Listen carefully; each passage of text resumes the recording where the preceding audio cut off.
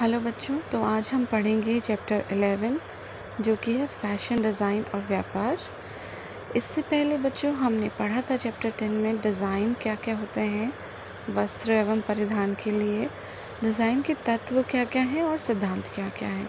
तो अब इस चैप्टर में हम पढ़ेंगे फैशन डिज़ाइन और व्यापार के बारे में, उसकी क्या महत्व है, फैशन क्या होता है और इस क्षेत्र में करियर बनाने के लिए और जीविका के लिए क्या क्या आवश्यक ज्ञान चाहिए, कौशल चाहिए और क्या क्या जीविका के अवसर हैं। तो जैसा कि बच्चों हम जानते हैं कि वैश्वीकरण हुआ है, इंटरनेट का युग है, आजकल सभी लोगों के पास स्मार्टफोन है। तो फैशन डिज़ाइन और व्यापार जो है वो सबसे आकर्षक और उत्साहवर्धक जीविका विकल्पों में से एक है। हम सभी जानते हैं कि हाल ही के कुछ वर्षों में फैशन डिज़ाइन के क्षेत्र में कितनी तेज़ी से वृद्धि और विकास हुआ है। आपने देखा है ऑनलाइन शॉपिंग बिल्कुल तेज़ी से होती है आजकल, इतने सारे ऑप्शंस हैं, अमेज़ॉन, मिंत्रा। तो फैशन का जो बिज़नेस है, जो व्यापार है, वो ऑनलाइन भी तेज़ी से बढ़ा है। और इसी तरीके से इस क्षेत्र में आप देखोगे तो नए नए आजकल डिज़ाइन आपको देखने को मिलते हैं। पहले की अपेक्षा में काफ़ी ज़्यादा डिज़ाइन है। पहले सिंपल से लोग कुर्ती, साड़ियाँ, सूट पहनते थे, लेकिन आजकल कितने नए नए तरीके के डिज़ाइंस आ गए हैं। तो बच्चों 1920 के बाद से पहले बार्टर सिस्टम होता था, जिसको हम विनिमय पद्धति कहते हैं, यानी एक चीज़ के बदले दूसरी चीज़ लेना। लेकिन बच्चों 1920 के बाद से सिले सिलाए वस्त्रों का आरंभ हुआ, उनका उत्पादन। और महिलाएं जो है वो 1950 के दशक तक जीन्स नहीं पहनती थी, यानी कि 1950 के बाद से ही जीन्स का जो फैशन है हमारे देश में आया। तो बच्चों सबसे पहली बात हम पढ़ेंगे कि फैशन डिज़ाइनर और व्यापार का क्या महत्व है। तो सरल शब्दों में अगर हम कहें तो फैशन डिज़ाइन और व्यापार जो है वो एक नियोजन यानी प्लानिंग, क्रय यानी बाइंग, विक्रय यानी सेलिंग, नियोजन, क्रय और विक्रय का सम्मिश्रण है। यानी हम इसमें नियोजन करते हैं, हम प्लान करते हैं कि क्या किस तरीके का हमें कपड़ा चाहिए, किस तरीके का उस कपड़े से हमें डिज़ाइन बनाना है, ये सारी चीज़ें किस तरीके से। उसके बाद आता है क्रय यानी खरीदना, किस तरीके से वो दुकानदार के पास पहुंचता है और एक कस्टमर उसे खरीदता है और दुकानदार जो है उसे बेचता है, यानी बेचना, विक्रय, क्रय, नियोजन, ये तीनों ही इसमें शामिल हैं। तो फैशन व्यापार की जो सबसे ज़्यादा इम्पोर्टेंट चीज़ है वो ये है कि हमें ये फैशन डिज़ाइन व्यापार ये बताता है कि क्या, क्यों और कब वस्त्रों का कोई चलन एक फैशन बन जाता है, यानी किस समय में और किस तरीके के जो वस्त्र हैं उनका फैशन बन जाता है। फैशन व्यवसाय का ही एक भाग है जिसमें हम वस्त्र निर्माण के विषय में भी सीखते हैं, यानी कच्चे माल से किसी सामग्री के उत्पादन तक का जो उत्पादन से लेके दुकानदार तक पहुंचना और उसके बाद कस्टमर या जो उपभोक्ता है उसको उसका खरीदना, पहनना, ये सारी प्रक्रियाएं इसमें शामिल हैं। फैशन डिज़ाइन के बारे में अब हम कुछ ज़रूरी बातें पढ़ेंगे। तो हम ये जानते हैं कि एक बहुत बड़ा व्यवसाय है, इसमें बहुत सारे लोगों को रोज़गार प्राप्त होता है और फैशन को हमें समझना बहुत ज़्यादा ज़रूरी है, क्योंकि ये कुछ ऐसी चीज़ें हैं, जब हम फैशन को समझ पाएंगे तभी हम समझ पाएंगे कि क्या चीज़ें हैं जो इस व्यापार से जुड़ी हुई हैं। तो फैशन संबंधी सबसे पहले हम टर्म जो सबसे पहले पढ़ेंगे वो है फैशन, यानी फैशन क्या है। बच्चों ये बहुत इम्पॉर्टेंट है, आपके एग्ज़ाम में ये क्वेश्चन भी आ सकता है। फैशन क्या है, तो आपको बताना है कि किसी एक समय अवधि के दौरान सबसे अधिक प्रचलित शैली या शैलियों को हम फैशन कहते हैं। यानी जैसे आप उदाहरण के लिए जानते हैं, आजकल हम कहेंगे कि प्लाज़ो का बहुत फ़ैशन है, प्लाज़ो वाली कुर्ती का बहुत फ़ैशन है ना? हम इस तरीके से कहते हैं, यानी वो जो उस समय में सबसे ज़्यादा प्रचलित शैली है, उसको हमने फ़ैशन का नाम दे दिया। उसके बाद है अस्थाई फैशन। अस्थाई जैसे नाम से पता चल रहा है, यानी कि ये स्थाई नहीं है, ये परमानेंट नहीं है, तो इसको हम फैड्स भी कहते हैं। तो अस्थाई और फैशन, अस्थाई फैशन और फैड्स क्या है? ये एक ऐसा फैशन है जो बहुत कम समय के लिए प्रचलन में आता है, यानी कि ये स्थायी नहीं है। जैसे कि इसमें आप देखो उदाहरण है, केवल किसी विशिष्ट मौसम के दौरान प्रचलित फैशन, यानी जो कि सिर्फ एक मौसम के टाइम पे चलता है। जैसे गर्मियों में आप हॉट पैंट कहते हैं, है ना? और जाड़ों में आप अलग अलग तरीके के कार्डिगन, स्वेटर्स डिज़ाइन वाले या वुलन कुर्तियाँ हैं, है ना? तो इस प्रकार के फैशन के डिज़ाइन इतने प्रभावी नहीं होते कि वो ग्राहकों को अलग समय तक आकर्षित कर सकें, है ना? यानी जो ग्राहक हैं वो केवल मौसम के डिज़ाइन से ही मौसम के हिसाब से ही उस फैशन को एक्सेप्ट करते हैं। अगला है बच्चों चिरकालिक या क्लासिक। चिरकालिक से मतलब क्या है? जो लंबे समय तक चलता है, यानी ये एक ऐसी शैली है जो कभी भी पूरी तरह से प्रचलन से बाहर नहीं होती और लंबे समय तक प्रचलन में लगभग बनी रहती है। चाहे उसमें कितनी ही सादगी हो, उसकी एक अपनी विशिष्टता होती है जो उसे एकदम नया बनाए रहती है या पुराना एकदम हटने उसे नहीं देती। उदाहरण के लिए आप देखो blazer, jacket, polo shirt, suit, sari, इन सब का फैशन कभी नहीं गया। यानी आज आज से आप कई साल पहले भी लोगे तब भी लोग साड़ियाँ पहनते थे उस प्रकार की जिस प्रकार की आज भी पहनते हैं। जैसे कि आप देख सकते हो जॉर्जेट, शिफॉन, इस टाइप की साड़ियाँ जो आती हैं उनका फ़ैशन कई बार बदलता रहता है। कभी नेट की साड़ियाँ आती हैं, कभी आपकी चमकदार साड़ियाँ आती हैं, है ना? लेकिन बच्चों एक उदाहरण इसका सबसे अच्छा है बनारसी साड़ी। आपने देखा होगा बनारसी साड़ी का फ़ैशन कभी नहीं जाता, यानी वो इतने पुराने समय से चली आ रही हैं जो अभी भी लोग पहनना पसंद करते हैं। यानी एक चिरकालिक फ़ैशन है जिसको हम क्लासिक फ़ैशन भी कहते हैं।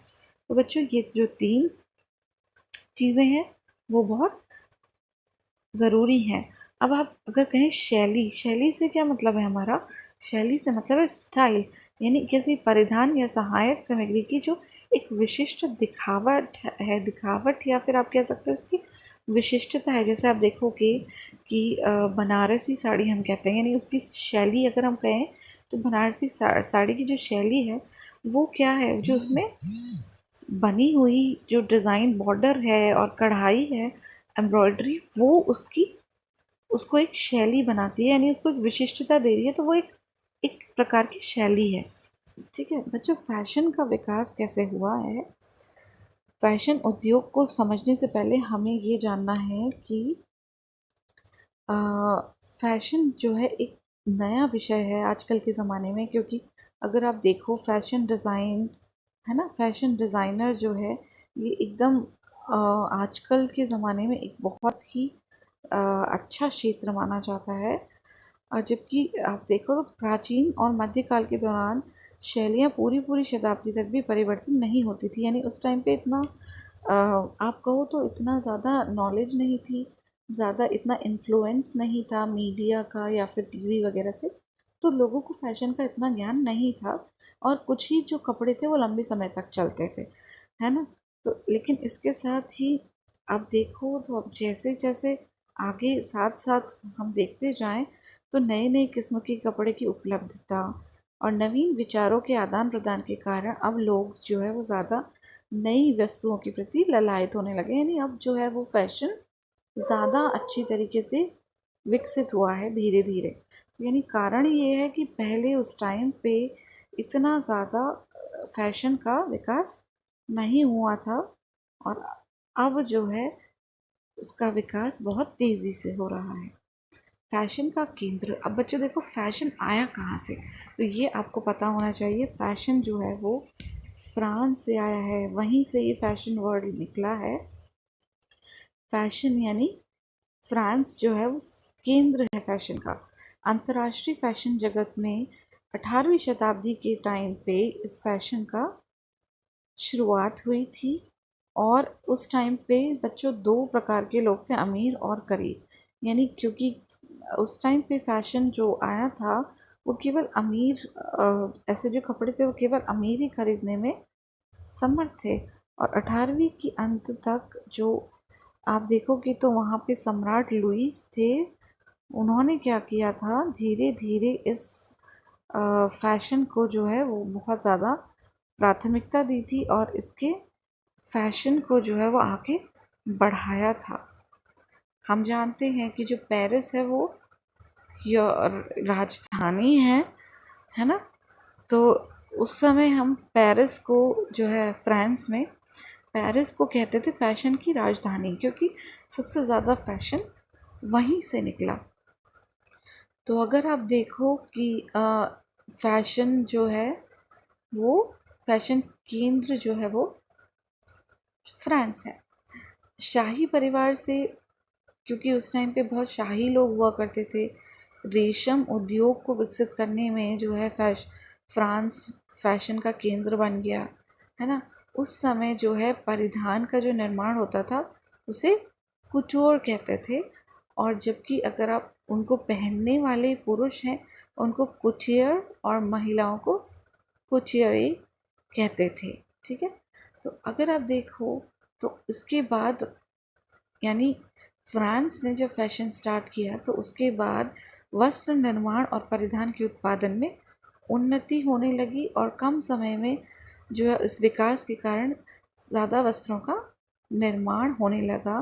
धीरे धीरे मशीनें आई, इस प्रकार की आविष्कार हुए कि नए नए प्रकार के कपड़े बन सके। तो अगर आप देखोगे तो जो लेवी स्ट्रॉस थे उन्होंने डेनिम जीन्स को उसके जनक माना जाता है। उन्होंने एक पैर से चलाने वाली सिलाई मशीन के जो जनक हैं इसाक सिंगर कहलाते हैं। आप देखो यहाँ पे चित्र में उनकी मशीन भी दी गई है। तो ये जो इसाक सिंगर हैं ये क्या थे, फैशन के लिए, यानी उस समय सिलाई के लिए जो मशीन लाए थे वो सबसे पहली मशीन। और जो लेवी स्ट्रॉस थे उन्होंने डेनिम जीन्स जो है वो सबसे पहले बनाई थी। तो अगर आप देखो 1859 में इसाक सिंगर ने, यानी इतनी पुराने 18वीं शताब्दी में ही मशीन बना दी थी, पैर से चलती थी। और इस वजह से जो है आसानी होने लगी कपड़े बनाने में। और जबकि 1849 में, यानी उनसे भी पहले, लेवी स्ट्रॉस ने माल टेंटों और माल डिब्बों के कवरों के लिए बने कपड़ों का उपयोग करके ज़्यादा चलने वाली पैंटें बनाई और औजार रखने के लिए उसमें जेबें लगाई। और ये बहुत ही ज़्यादा प्रचलित हुआ और उस टाइम पे इसे डेनिम्स के नाम से जाना जाने लगा, क्योंकि डेनिम जो है वो उनका नाम था।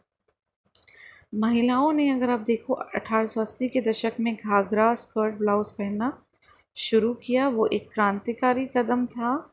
उसके बाद से जो है महिलाओं के परिधान में विविधता आनी शुरू हुई और नए नए माप और आकार, यानी जैसे स्मॉल, मीडियम, एक्सेल, ये सारे वस्त्रों का चलन होने लगा। अब अगर हम आगे पढ़ें तो फैशन का विकास के बारे में हम पढ़ेंगे। फैशन का विकास कैसे होता है, तो बच्चों कुछ बातें हमें समझना यहाँ पे है। सबसे पहले फैशन चक्र को उन चरणों में परिभाषित किया जाता है जिसमें कोई फैशन आता है और बदल जाता है। यानी कि एक फैशन हमेशा एक फैशन चक्र होता है। और वो कैसे चलता है कि कोई फैशन जब प्रचलन में आया उसके बाद वो धीरे धीरे आता है बहुत ज़्यादा प्रचलन में, उसके बाद वो बदल जाता है, यानी फिर एक नया फैशन आ जाता है। तो हम इन चरणों को समझेंगे, जिनमें सबसे पहला चरण हम पढ़ेंगे शैली की प्रस्तुति। यानी कोई डिज़ाइन, कोई शैली, एक बार स्टाइल जो है वो एक बार आता है तो डिज़ाइनर जो है वो अपने रचनात्मक विचारों के आधार पर नए नए डिज़ाइन बनाते हैं। ठीक है। और आप देखते हो मार्केट में नए नए डिज़ाइन के कपड़े आते हैं, उसमें अलग अलग तरीके के डिज़ाइन बने होते हैं, रेखाओं, रंग, आकार के द्वारा, है ना, अलग अलग आकृतियाँ बनी होती हैं। तो ये जो डिज़ाइन और शैली है ये जो है सबसे पहले आता है। उसके बाद आता है आपका लोकप्रियता में वृद्धि, यानी जैसे ही वो डिज़ाइन मार्केट में आया, उसे लोगों ने खरीदा, पहना, और दूसरा जो है वो एक को देख कर के खरीदता है कि उसने पहना है, वो बहुत अच्छा लग रहा है। इसी तरीके से देख देख कर के जो है लोग उस जो उस समय जो शैली आती है, उस फैशन को, उस शैली को जो है वो बढ़ावा देते हैं, तो उसकी उसकी वजह से उसकी लोकप्रियता में वृद्धि आती है। तीसरा आपका फैशन चक्र में जो स्टेप आता है वो है लोकप्रियता की पराकाष्ठा, यानी जब कोई फैशन लोकप्रियता के शिखर पर होता है, यानी बहुत हिट हो गया, बहुत ज़्यादा चल जाता है जब कोई फैशन, उसकी मांग इतनी अधिक हो जाती है कि बहुत से निर्माता उसकी नकल करने लगते हैं और उसके बाद जो है उसके रूपांतरण बनाने लगते हैं, यानी उसके जो है नकली उसके जैसा मिलता जुलता ड्रेस बनाने लगते हैं। ठीक है, यानी उसका जो है अब उसकी मांग बढ़ने के कारण लोग उसी तरीके का कोई दूसरा, आपने देखे होंगे मार्केट में कई सारी ऐसी चीज़ें आती हैं कि जो बहुत हिट हो जाता है, तो उस तरीके का सब लोग फिर बनाने लगते हैं और उसका जो है व्यापार करने लगते हैं। फिर चौथा आता है बच्चों लोकप्रियता में कमी होना, क्योंकि वो जो शैली है, फैशन है, वो अपने पीक लेवल पे सबसे ऊपर जा चुका है, बहुत हिट हो चुका है। अब क्या होगा, वो हमेशा ऐसा नहीं रहता है ना, फैशन तो बदलता रहता है। तो अब लोकप्रियता में क्या होती है, कमी आने लगती है, यानी जब कोई फैशन शैली के परिधानों का विभिन्न निर्माताओं द्वारा जब भारी संख्या में उत्पाद और विक्रय शुरू कर दिया जाता है, तो लोग उससे ऊब जाते हैं, यानी फिर सब सोचते हैं कि अब तो ये बहुत हो गया, बहुत पहन लिया, सब लोग वही पहने हुए दिखते हैं। तो उसके बाद क्या होता है, उसकी लोकप्रियता जो है धीरे धीरे घटने लगती है, फिर उसकी मांग भी घटने लगती है, और फिर दुकानदार क्या करते हैं, उन्हें कम कीमत में बेचते हैं, जिसे हम कहते हैं सेल, है ना। उसके बाद वो उन्हें सेल लगा करके उन कपड़ों को या उन डिज़ाइंस को बेचते हैं।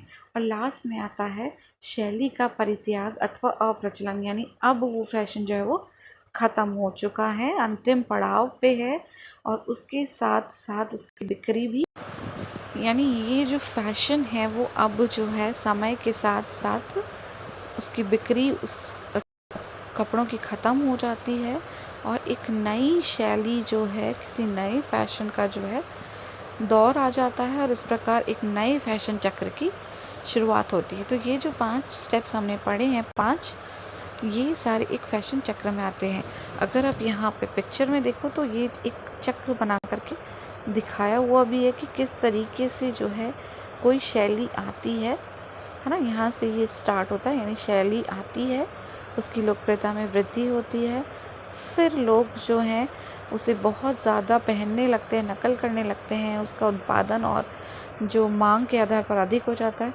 उसके बाद धीरे धीरे उसकी लोकप्रियता में कमी आती है, और उसका फिर परित्याग और अप्रचलन होता है, और कोई नई फैशन जो है वो फिर से नई शैली की प्रस्तुति हो जाती है, यानी एक चक्र है जो चलता ही रहता है। तो अब हम आगे पढ़ेंगे फैशन व्यापार क्या होता है। तो बच्चों, फैशन व्यापार का मतलब उन क्रियाओं से है जिसके अंतर्गत किसी फैशन संबंधी उत्पाद की बिक्री बढ़ाने के उद्देश्य से सही समय, सही स्थान, उचित मूल्य और उपयुक्त प्रचार संबंधी योजनाएं बनाई तथा अपनाई जाती हैं। यानी बच्चों, फैशन व्यापार में सबसे पहले कोई जो फैशन संबंधी उत्पाद है, चाहे वो ज्वेलरी हो, चाहे वो कपड़े हों, चाहे वो जूते हों, यानी जो फैशन संबंधी उत्पाद है उसकी बिक्री बढ़ाने के लिए उसके सही समय, यानी कब उसे लाना है, उसका सही स्थान कहाँ पे लाना है, उसका उचित मूल्य कितना होना चाहिए, और उसका प्रचार कैसे किया जाना चाहिए, यानी लोगों को कैसा पता चले कि ये सामान कोई कंपनी बनाती है। तो ये सारी जो योजनाएं बनाते हैं या अपनाई जाती है, उसको हम फैशन व्यापार कहते हैं। यानी फैशन व्यापार में डिज़ाइन से लेके किसी चीज़ की, किसी फैशन संबंधी उत्पाद की, उसको बनाना, उसका मूल्य डिसाइड करना, उसे कहाँ बाज़ार में बेचना है, कितने लोगों तक पहुँचाना है, उसका प्रचार कैसे करना है। आपने देखा होगा दुकान वाले बोर्ड लगाते हैं बड़े बड़े, जैसे किस प्रकार के कपड़े हैं, है ना, कि डब्लू की कुर्ती है किस, तो ये सारे प्रचार करते हैं। ये सारी चीज़ें एक फैशन व्यापार के अंतर्गत आती हैं, और इनका मकसद क्या है, इनका उद्देश्य ये है कि उनकी बिक्री में, यानी उस उत्पाद की बिक्री में, उस फैशन में बढ़ावा लाना, वृद्धि करना। उसका विकास करना। और बच्चों फैशन व्यापारी हम मर्चेंडाइज़र भी कहते हैं। तो फैशन डिज़ाइनर व्यापारी जो है वो कौन सा व्यक्ति होता है जो किसी प्रेरणा को डिज़ाइन के रूप में परिवर्तित करने में सहायक होता है, यानी जो कि डिज़ाइन बनाया जाता है कपड़े का उसको प्रेरणा देने में, यानी उसको उसका मूल रूप देने में हेल्प करता है। उसके लिए वह संकल्पना हेतु प्रौद्योगिकी का प्रयोग, उत्पाद उपभोक्ताओं की फैशन संबंधी अपेक्षाओं और आवश्यकताओं के अनुरूप उत्पादों का नियोजन, उत्पादन, संवर्धन और वितरण संबंधी सभी कार्य संभालता है। यानी एक फैशन व्यापारी सारी चीज़ें देखता है कि लोगों को क्या चाहिए, किस तरीके की तकनीक चाहिए, किस तरीके का उत्पाद चाहिए, है ना, कैसे उसको वितरण करना चाहिए, उपभोक्ताओं के पास पहुंचाना चाहिए, इन सारी चीज़ों का वो ध्यान रखता है। अब हम पढ़ेंगे कि क्या भूमिका है फैशन व्यापारी जो होता है, फैशन मर्चेंडाइजर जिसे हम कहते हैं, वो क्या कार्य करता है, यानी उसका क्या रोल है, क्यों ज़रूरी है। तो बच्चों सबसे पहला उसका मुख्य भूमिका जो है वह विनिर्माण में। विनिर्माण मतलब किसी चीज़ को बनाना, मैन्युफैक्चरिंग, मैन्युफैक्चर करना। यानी एक फैशन व्यापारी जो है वो विभिन्न प्रकार के कपड़ों में से उपयुक्त कपड़ों का चयन करेगा फैशन के हिसाब से, और उसे एक डिज़ाइन सोच करके उसे एक वास्तविक रूप देगा, यानी एक परिधान का निर्माण करेगा उसी डिज़ाइन के हिसाब से, ताकि लोग जो हैं वो अच्छे डिज़ाइन का चयन कर सकें, और साथ ही साथ उसको एक उचित मूल्य और उचित लक्ष्य के हिसाब से बनाएगा, यानी उन सब बातों का ध्यान रखेगा। दूसरा उसका रोल है क्रय में। क्रय में मतलब फैशन संबंधी जितने भी उत्पाद हैं उसके लिए फैशन व्यापारी क्या करेगा, उनको दुकानों पर रखने और उसको बेचने के देख परख के उसके मोल भाव करके खरीदता है। यानी फैशन व्यापारी, जैसे कि आप ले सकते हो कि कोई दुकानदार, आपको कपड़े का व्यापारी मार्केट में जो मिलता है, तो वो आप देखोगे लोगों के हिसाब से, यानी वो किस जगह पे दुकान है, कैसे लोग हैं, लोग क्या पसंद करते हैं, उस हिसाब से अपने पास स्टॉक रखता है, उस हिसाब से अपने पास कपड़े खरीद करके लाता है। वो उसे प्रचलित फैशन का विश्लेषण और पूर्वानुमान लगाने में निपुण होना चाहिए। यानी अगर उसे पता नहीं होगा कि कौन सा फैशन आजकल चल रहा है, वो अगर पुराने ज़माने का सामान लेकर के अपनी दुकान में रख लेगा तो उसका सामान नहीं बिकेगा। यानी क्योंकि जो फैशन की जानकारी उसे होना बहुत ही ज़रूरी होता है, उसको उसमें निपुण होना चाहिए। और उसके साथ ही साथ उसको ये भी पता होना चाहिए कि कितना ऑर्डर देना है। ऐसा ना हो कि जो है उसके पास उपभोक्ता कम है लेकिन वो बहुत सारा सामान रख लेता है, तो भी जो है उसके सामान की बिक्री नहीं होगी, वो एक अच्छा व्यापारी नहीं है। यानी जब एक फैशन व्यापारी किसी डिज़ाइनर के साथ मिलकर कार्य कर रहा होता है तो वो डिज़ाइनर को अपने वस्त्र और वस्त्र निर्माण संबंधी ज्ञान द्वारा काफ़ी सहायता प्रदान कर सकता है। जैसे आपने देखा होगा कई सारे बुटीक होते हैं, वहाँ पे फैशन व्यापारी होते हैं, तो वो उनको इस चीज़ का ज्ञान होना ज़रूरी है ताकि वो सारी जो उसकी वस्त्र निर्माण संबंधी, डिज़ाइन संबंधी जितनी भी ज्ञान है वो उसके साथ मिल करके एक अच्छा वस्त्र या परिधान बना सके। तीसरा है बच्चों संवर्धन में। संवर्धन से मतलब प्रमोशन में, यानी जब तक उसका संवर्धन नहीं होगा तब तक लोगों को कैसे पता चलेगा कि कौन सा कपड़ा फैशन में है और क्या किस तरीके का डिज़ाइन प्रचलन में है ना।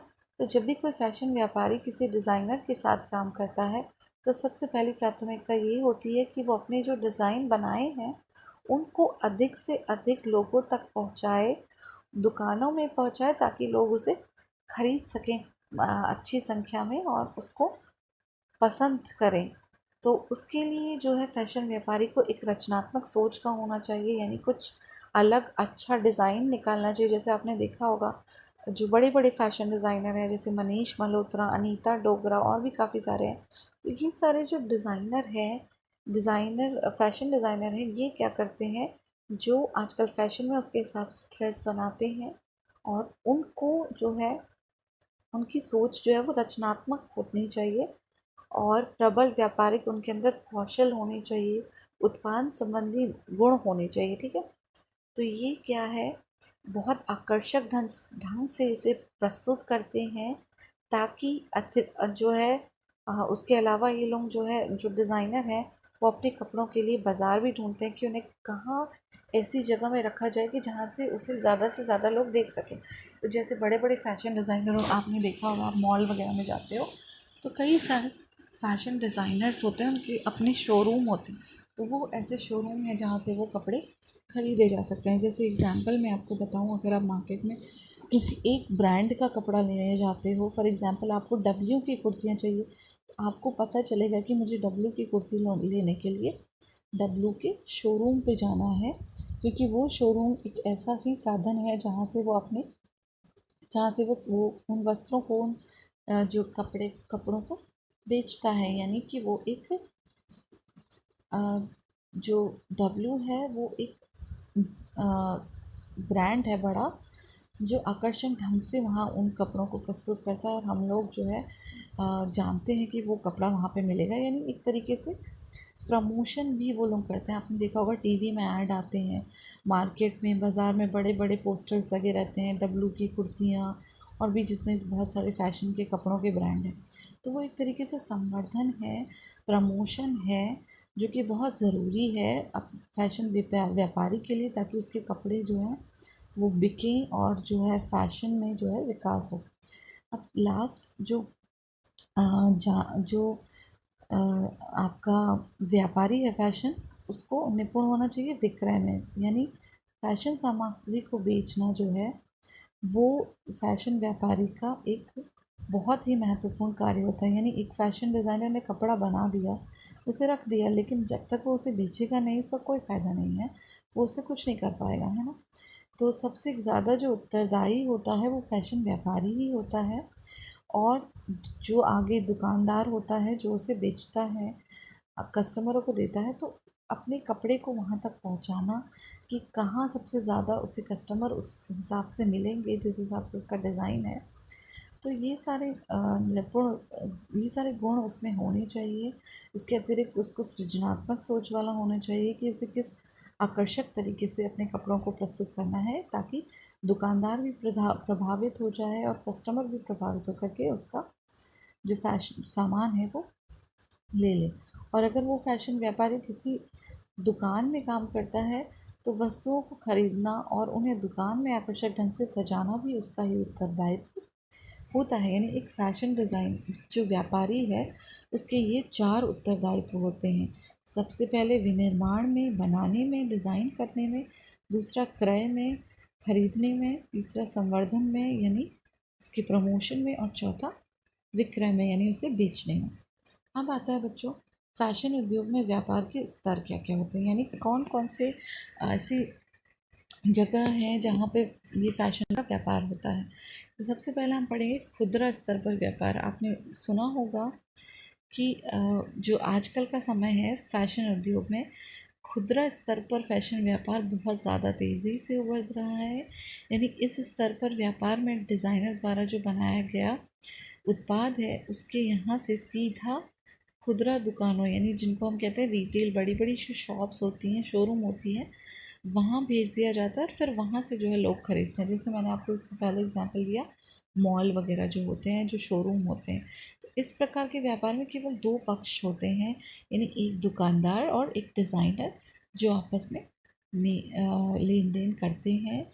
और यहाँ पर जो है व्यापार जो है, दुकानदार अक्सर उत्पादों का मूल्य काफ़ी बढ़ा के बताते हैं, और फिर वहाँ पे उन्हें कभी कभी जो है, जैसे आपने देखा है दुकानों में बड़े लेवल पे वो सेल करते हैं, जैसे शोरूम वाले जो होते हैं वो सेल करते हैं, यानी उसको पहले बड़ा चढ़ाकर मूल्य दिखाते हैं, उसके बाद फिर उसको बोलते हैं 30% ऑफ, 20% ऑफ, मतलब उसमें डिस्काउंट देते हैं। और कई दुकानदारों के वहाँ जो होता है मोल भाव होता है। तो ये पहला था खुदरा स्तर पर व्यापार। दूसरा है क्रय एजेंसी स्तर पर व्यापार। यानी क्रय एजेंसी जो है वो मुख्य रूप से वस्तुओं के क्रय के लिए परामर्श देती है, या हम ऐसा कह सकते हैं कि वो क्रय एजेंसी अपने ग्राहकों के लिए सामान उपलब्ध कराने के कार्यालय के रूप में काम करती है। ठीक है। इससे क्या होता है कि ये एक लागत और समय की पर्याप्त बचत करता है। इसके अलावा कुछ क्रय एजेंट होते हैं, उनका उत्तरदायित्व होता है विक्रेताओं की पहचान करना, मोल भाव करना, गुणवत्ता की जांच करना और ग्राहक को भेजने से पहले उस गुणवत्ता की अच्छी तरीके से जांच करना। उसके अलावा तीसरा है बच्चों निर्यात उद्यम स्तर पर व्यापार। यहाँ पे निर्यात की बात की जा रही है यानी एक्सपोर्ट। तो इस स्तर पर व्यापार समझने के लिए सबसे पहले निर्यात उद्यम में जो है व्यापारी की भूमिका को समझना ज़रूरी है। इसमें ये दो प्रकार के होते हैं, एक तो क्रय एजेंट यानी जो खरीदेगा, दूसरा उत्पादक व्यापारी यानी कि जो कि उसका उत्पाद करेगा उस वस्त्र का। तो इनमें से क्रय एजेंट क्या है? जो क्रय एजेंट है वो आयातक और निर्यातक के बीच की कड़ी का कार्य करता है। यानी जैसे अगर हम किसी दूसरे देश से कपड़ा खरीद रहे हैं, अपने देश में ला रहे हैं, आयात निर्यात कर रहे हैं, तो वो क्रय एजेंट जो है वो बीच में एक कड़ी का कार्य किया जाएगा, जो कि ऐसे कपड़े वहाँ से यहाँ लेकर के आएगा, आयात करेगा, जो कि निर्देशों के अनुसार और मानकों के अनुरूप होते हैं। कपड़ों में भी बच्चों बहुत सारे मानक होते हैं, जैसे कि हमने खाद्य पदार्थों में पढ़ा था, वैसे ही वस्त्रों के उत्पाद में भी होता है। तो इस तरीके से जो है जो आपका क्रय एजेंट है वो क्रय करने में हेल्प करते हैं। और दूसरा जो है जो दूसरा हमने पढ़ा था वो था उत्पादक व्यापारी। उत्पादक व्यापारी करता है एक सप्लायर और तैयार माल के उत्पादक के बीच कड़ी का कार्य, और वो सुनिश्चित करता है कि जो ऑर्डर है वो खरीदा जाए और सप्लाई किया जाए दुकानदारों के पास उनकी आवश्यकता और खरीदार के अनुरूप। उसके अलावा बच्चों कुछ चीज़ें, छोटी छोटी चीज़ें हैं फैशन से रिलेटेड, जिनको हम समझते हैं कि क्या होती है। सबसे पहला आता है लक्षित बाज़ार। लक्षित बाज़ार मतलब टारगेट, यानी कौन सी बाज़ार में कपड़ा पहुंचाना है। ठीक है, यानी किसी भी कंपनी का उत्पाद जो है वो उत्पादक के लिए अपने उत्पाद का बाज़ार समझना बहुत ज़रूरी है। ऐसा नहीं है कि आप ऐसे फैशन डिज़ाइनर, जैसे आप आजकल देख रहे हो क्रॉप टॉप है और स्कर्ट है, ये सारे आप गांव में पहुंचा देंगे अगर, तो गांव में ना उन्हें कोई ख़रीदने वाला है, ना ही वहाँ पे उसकी वैल्यू है। तो कहाँ पे, जहाँ पे उसकी वैल्यू है, जहाँ पे लोग उसे ख़रीदते हैं, जैसे मॉल्स में, शोरूम में, यानी एक लक्षित बाज़ार डिसाइड करना उस उत्पाद के लिए बहुत ज़रूरी है। ठीक है, तो अपने लक्षित बाज़ार पर ध्यान केंद्रित कर कंपनी उत्पादक निश्चित ही अधिक मूल्य प्राप्त कर सकते हैं। यानी अगर हम अपने बनाए डिज़ाइनर वस्त्र को गांव की जगह शहरों में बेचें उसको, तो वो ज़्यादा बिकेगा। ठीक है, उसके अलावा आता है बाज़ार विभाजन। बाज़ार विभाजन मतलब किसी उत्पाद के लिए लक्ष्य बाज़ार की पहचान कैसे करते हैं। इसके लिए क्या करते हैं, बड़े बाज़ारों को उपभोक्ताओं के ऐसे उपसमूहों में हम वर्गीकृत करते हैं जिनकी अपेक्षाएं और आवश्यकताएं एक जैसी हों। तो हम दो तरीके से विभाजित करते हैं। देखो, सबसे पहले हम देखो यहाँ पे चार तरीके दिए हुए हैं। सबसे पहला आता है जनांकिकी विभाजीकरण, यानी डेमोग्रेटिक सेगमेंटेशन। इससे मतलब है कि हम जनसंख्या के आधार पर उनकी आयु क्या है, व्यवसाय क्या है, शिक्षा स्तर क्या है और आय पर उसके हिसाब से निर्धारित करते हैं, यानी वहाँ की जनसंख्या कैसी है। दूसरा है भौगोलिक विभाजीकरण, यानी वहाँ का ज्योग्राफी कैसी है, जलवायु कैसा है। क्योंकि अगर जैसे किसी ठंडी जगह पे हमने देखे, कश्मीर है जैसे, तो वहाँ पर अक्सर जो है ठंड रहती है, तो वहाँ पे गर्म कपड़े ज़्यादा प्रचलन में है, तो वहाँ पे वैसी ही मार्केट होगी। जबकि जो साउथ में अगर आप जाओगे वहाँ पे गर्मियाँ हैं, तो वहाँ पे सूती और पतले कपड़े ज़्यादा सही रहेंगे। उसके बाद तीसरा है मनोवृत्तिपरक विभाजीकरण। मतलब इसका मतलब ये है कि ग्राहकों को उनकी सामाजिक गतिविधियों, अभिरुचियों और उनकी कार्यों, आवश्यकताओं के आधार पर विभाजन जो करते हैं वो इस बाज़ार के अंतर्गत आता है। जैसे कि एक समान जीवन शैलियों वाले लोग किसी उत्पाद के लिए कैसा बाज़ार होना चाहिए। यानी एक जीवन शैली वाले मतलब आपका मतलब हमारा एज ग्रुप से है, यानी चाहे छोटे बच्चे हों चाहे बड़े बच्चे हों, जिनकी जीवन शैली एक सी है। जैसे कई लोग ऑफिस जाने वाले होते हैं, उनके लिए पैंट और शर्ट्स अलग होते हैं, फॉर्मल्स का अलग होता है ना। इस तरीके से एक मनोवृत्तिपरक विभाजीकरण अलग है। उसके अलावा है चौथा आपका व्यवहारगत विभाजीकरण। व्यवहारगत से मतलब है कि एक विशिष्ट, देखो, लोगों की किसी विशिष्ट उत्पाद के प्रति उनकी क्या राय है, तो इसके आधार पर इस बाजार का विभाजीकरण किया जाता है। जैसे कि आप देखो, कई बार जो कंपनियां अपने उत्पादों या सेवाओं का मूल्यांकन करने में उद्देश्य का जन सर्वेक्षण करवाती हैं, उनसे पूछती हैं कि आपको क्या पसंद है, किस तरीके का पसंद है ना। ऐसे में क्या होता है कि उनके उत्पाद जो है उन्हीं की राय और के आधार पर जो है वर्गीकृत किए जाते हैं। और इन कंपनियों को जो है वो फिर अगर उसमें कोई कमी है तो वो उन्हें इस तरीके से पता चल जाती है। तो ये है उनके व्यवहार के हिसाब से। तो अगर आप एक व्यापारी के रूप में देखें तो व्यक्ति को उपभोक्ताओं की जो उत्पाद संबंधी अपेक्षाएं हैं और आवश्यकताएं हों, उनको समझना बहुत ज़रूरी है। अन्यथा वरना क्या होगा कि वो उसके हिसाब से नहीं करेगा तो उसका ना कोई सामान बिकेगा, है ना, और ना ही फिर वो क्या होगा, वही परेशानी आएंगी, वो बिज़नेस सक्सेसफुल नहीं होगा।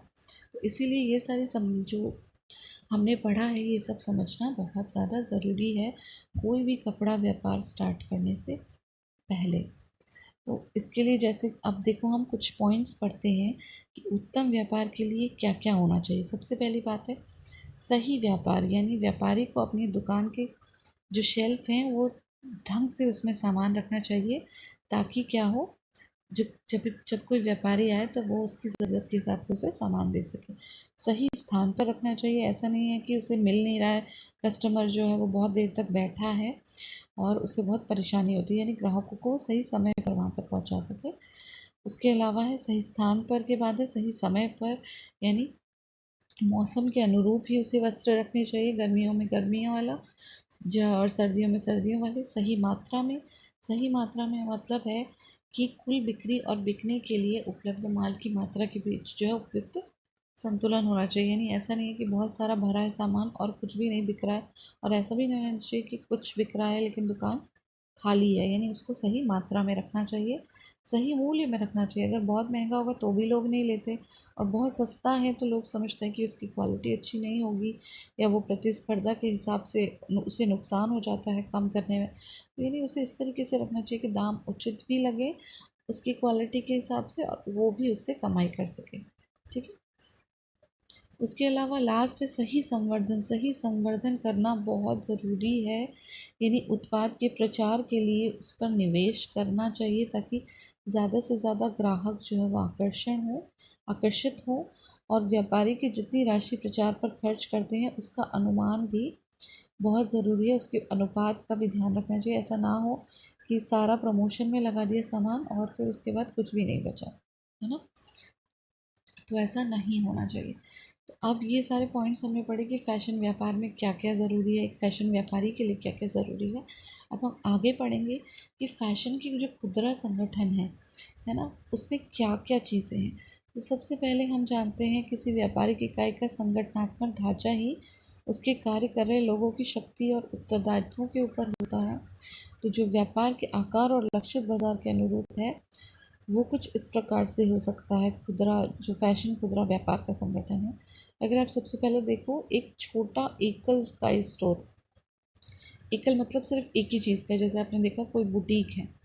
दूसरा आपका विभागीय स्टोर।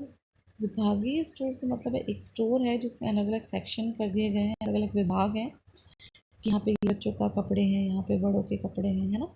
और तीसरा है आपका स्टोर श्रृंखला।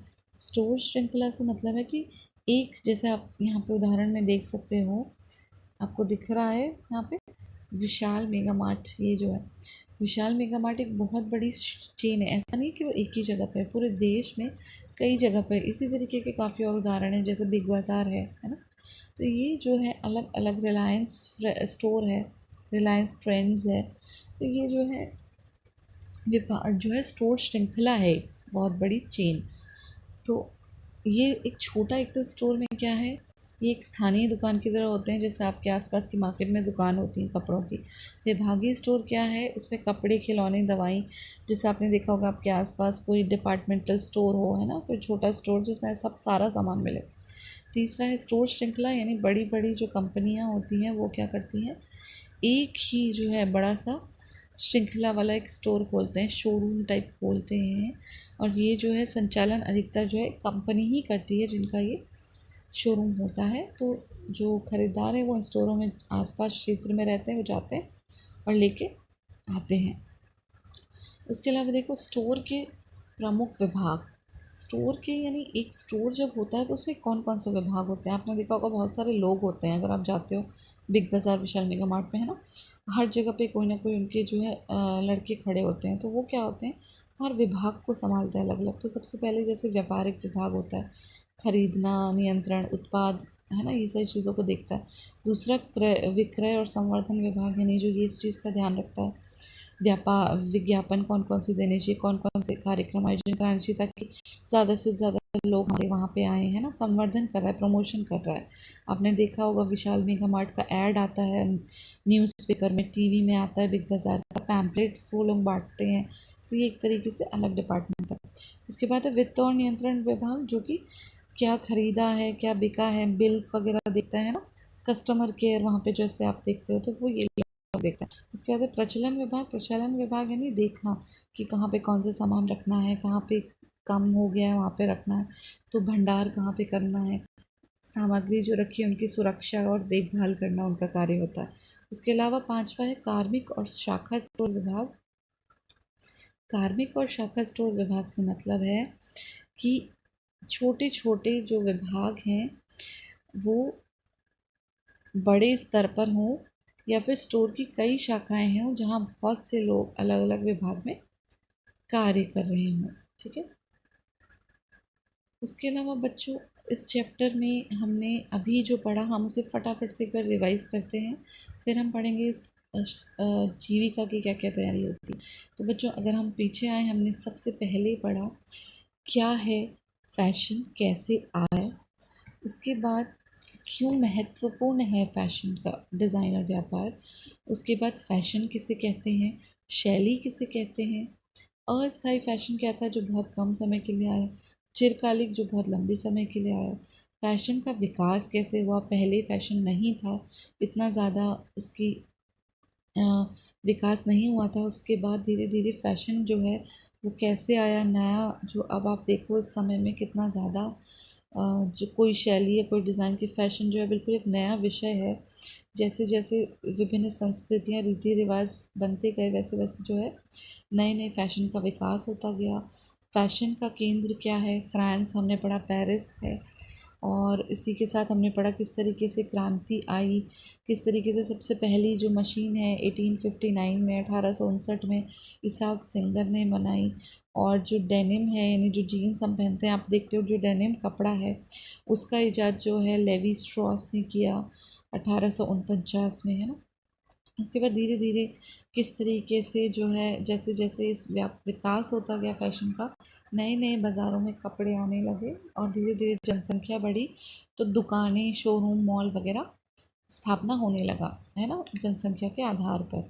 जैसे कि हमने देखा कि गांव में इतने ज़्यादा शोरूम या फिर मॉल नहीं होते क्योंकि वहाँ की जनता की जो डिमांड इस प्रकार की नहीं है, लेकिन बड़े बड़े शहरों में, दिल्ली में, मेट्रो सिटीज़ में क्या है, बड़े बड़े मॉल, शोरूम, डिज़ाइनर कपड़ों के हैं वहाँ की जनता के हिसाब से, यानी लक्षित बाज़ार के हिसाब से। उसके बाद हमने पढ़ा फैशन विकास क्या होता है, फैशन चक्र क्या होता है। जैसे सबसे पहले डिज़ाइन आता है, शैली की प्रस्तुति, उसके बाद उसकी लोकप्रियता में वृद्धि होती है, फिर लोकप्रियता की पराकाष्ठा होती है, डिमांड के हिसाब से ज़्यादा कपड़े आने लगते हैं, फिर धीरे धीरे उस फैशन की लोकप्रियता में कमी आने लगती है। उसके बाद शैली का परित्याग हो जाता है, यानी वो फैशन ख़त्म हो जाता है, फिर उसके बाद से फिर से एक नया फैशन आता है और यही फैशन चक्र दोबारा चलता है। उसके बाद हमने पढ़ा फैशन व्यापार क्या होता है, फैशन व्यापार में कौन कौन सी चीज़ें आती हैं, यानी योजनाएं और उसकी प्रचार संबंधी जो योजनाएं बनाई और अपनाई जाती हैं वो सारी फैशन व्यापार के अंतर्गत आती है। फैशन व्यापारी का क्या कार्य होता है, प्रेरणा को डिज़ाइन के रूप में परिवर्तित करने का। उसके अलावा फैशन डिज़ाइनर जो है या फैशन मर्केंडाइज़र की क्या भूमिका होती है, उसकी भूमिका हमने पढ़ी 4 चीज़ों में होती है, विनिर्माण में, क्रय में, संवर्धन में और विक्रय में। उसके बाद हमने पढ़ा फैशन उद्योग में व्यापार के कौन कौन से स्तर थे। तो सबसे पहला खुदरा स्तर पर था, उसके बाद क्रय एजेंसी स्तर पर था, यानी जो बीच में एक एजेंट होता है। उसके बाद तीसरा निर्यात उद्यम स्तर पर था, यानी निर्यात करना है। उसके अलावा हमने पढ़ा कि बाज़ार को कितने टाइप के होते हैं। तो बाज़ार समझना फ़ैशन डिज़ाइन में इसलिए फ़ैशन व्यापार में ज़रूरी है, क्योंकि जब तक एक व्यापारी ये नहीं समझेगा कि उसे अपना उत्पाद या डिज़ाइन कहाँ पे बेचना है, तो वो उसको अ, उसके फ़ैशन या डिज़ाइनर कपड़ों का कोई फ़ायदा नहीं है, वो बिक नहीं पाएंगे जब तक कि उसे बाज़ार नहीं मिला। तो हमने बाज़ार पढ़ा किस प्रकार के होते हैं, एक लक्षित बाज़ार था, है ना। और बाज़ार का विभाजन हमने कैसे किया, जनसंख्या के हिसाब से किया, तो वो जनांकिकीय विभाजन है। क्षेत्र के हिसाब से किया, गर्मी ठंडी यानी जलवायु के हिसाब से, वो भौगोलिक विभाजीकरण है। उसके बाद जो है सामाजिक गतिविधियों, रुचि अरुचियों, आवश्यकताओं के हिसाब से किया, तो वो एक मनोवृत्तिपरक विभाजन हो गया। और उसके बाद व्यवहारगत विभाजीकरण हो गया, ठीक है, इस विशिष्टता के आधार पर या विशिष्ट उत्पाद के आधार पर। उसके बाद हमने पढ़े एक अच्छे व्यापार के लिए, यानी अगर आपको बिजनेस करना है तो उसके लिए आपको क्या क्या ध्यान में रखना है। उससे यह ध्यान में रखना है कि व्यापार सही होना चाहिए। एक तो हमें चुनाव इस प्रकार का करना चाहिए कि हम उसे संभाल सकें।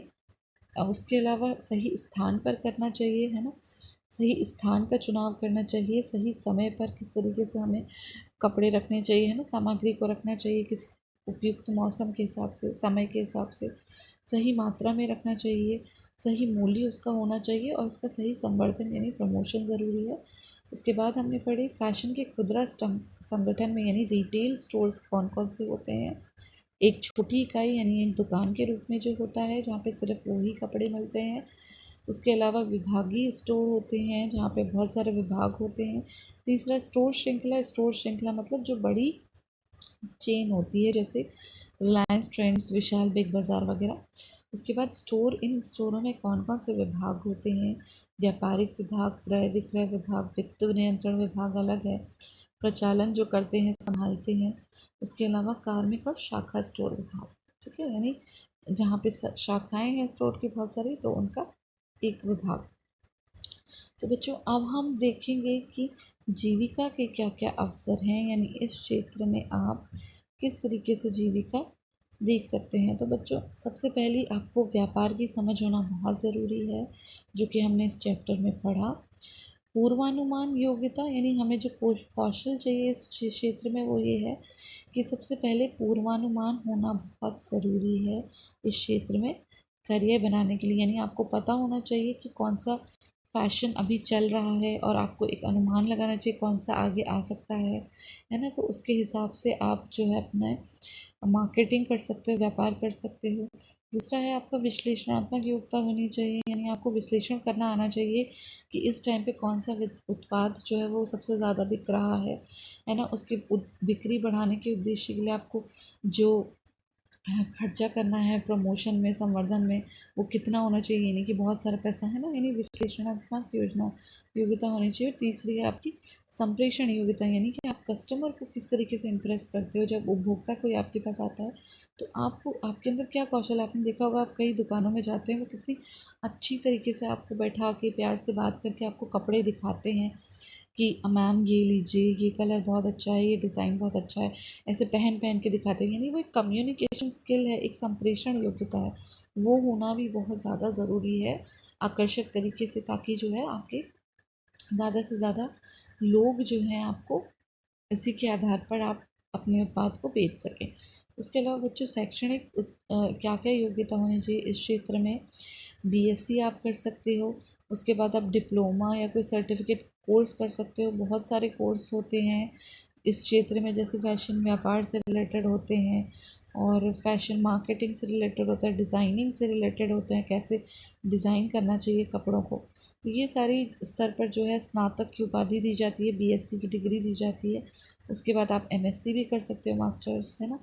तो अगर आप देखो कार्य क्षेत्र में क्या क्या है, आप एक व्यापारी बन सकते हो, अपना बिजनेस स्टार्ट कर सकते हो, अपना बुटीक चला सकते हो, एक फैशन डिज़ाइनर बन सकते हो, नए नए तरीके के कपड़े डिज़ाइन करने करके, है ना बच्चों। ये एक जो है बहुत ही अच्छा क्षेत्र है फैशन का, जहाँ पे बहुत सारे करियर आपको मिलते हैं।